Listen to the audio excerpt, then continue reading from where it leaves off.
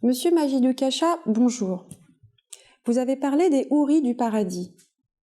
Il est nécessaire ici de réfuter cette accusation selon laquelle l'islam a promis à ses adeptes un paradis sensuel de houris, aux yeux de gazelle, des rivières de lait et de miel, des fruits délicieux, une végétation luxuriante et un échelonnement de plaisirs hautement matériels. De telles accusations oublient qu'il n'était pas possible pour le fils du désert de comprendre les promesses de jouissance de prix spirituels hautement raréfiés.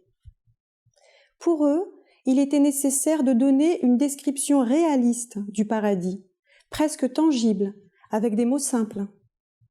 C'est seulement plus tard, quand ils avaient atteint des niveaux spirituels plus élevés, qu'il fut possible de s'adresser à ces bédouins en termes d'adoration divine, d'humilité et d'amour. C'est donc une grande calomnie de prétendre que le fondateur de l'islam et ses disciples ont compris ces descriptions comme étant des faits réalistes et littérales. Selon Al-Razali, le plus grand bonheur serait dans le paysage magnifique des visions de l'âme en présence du Tout-Puissant, quand le rideau qui sépare l'individu de Dieu est enfin retiré et la gloire céleste apparaît dans tout son éclat. Pour soutenir une conception similaire du paradis, une tradition dit « Les plus favorisés par Dieu seront ceux qui voudront voir la gloire de Dieu jour et nuit et profiter d'un bonheur qui dépasse tous les plaisirs du corps. » Comprenez également, monsieur Okacha, que pour se référer au futur, à un futur que nulle personne ne peut vraiment imaginer, il est important d'employer des descriptions du présent. Je vous donne un exemple. Dans un hadith, le saint prophète de l'islam explique à ses compagnons les inventions futures à venir, en comparant les voitures à des ânes, par exemple. Ce n'est qu'aujourd'hui que l'invention des voitures explique ce que le prophète décrivait. S'il expliquait à ses compagnons en disant simplement qu'il s'agissait de voitures, que comprendraient les compagnons? Il a donc employé des références présentes pour expliquer des éléments futurs.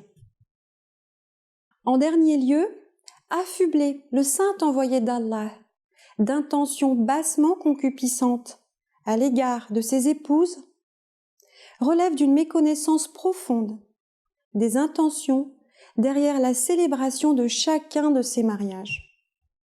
Alors que certains critiques chrétiens, à l'instar de Muir et Margoliouth, trouvent une faille dans la personnalité du saint messager du fait de cette union, d'autres plus honnêtes et mieux informés ne trouvent rien à redire à cela.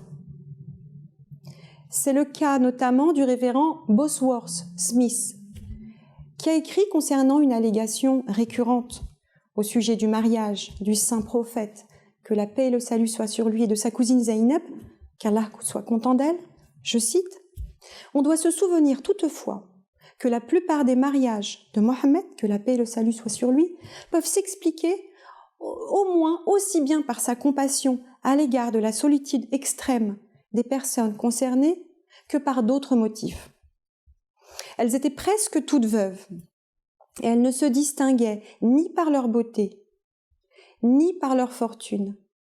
N'est-il pas possible que ce fait, ajouté à sa fidélité incontestable envers Khadija, jusqu'à ce qu'elle trouve la mort et jusqu'à ce que lui-même ait atteint l'âge de 50 ans, ne nous donne pas davantage de raison de penser que la calomnie et le malentendu aient été en vigueur dans l'histoire de Hazrat Zaynab. Je ferme la citation.